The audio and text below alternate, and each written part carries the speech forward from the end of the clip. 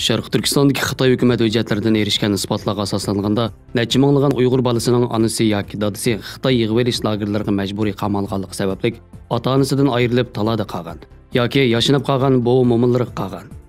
Sharq Turkistonning janubidagi Xitoy tarafidan to'plangan va chet el tadqiqotchilar tarafidan analiz qilingan hujjatlardan ma'lum bo'lishicha, 2018 yılı yakan ayısida köpüncüsü Uyg'urlardan tashkil topgan 9500 dan ortiq bola ota-onasining biri yoki har ikkilisining qamab qo'yilganligiga asosan atalmish yakki qiyinchilik yoki qo'sh qiyinchiliqqa bor deb sinab qayrilgan.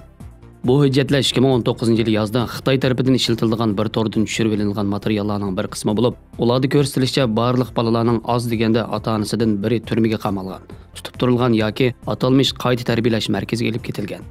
Bu tizimlikda birmi Xitoy bolasining ismi yo'q.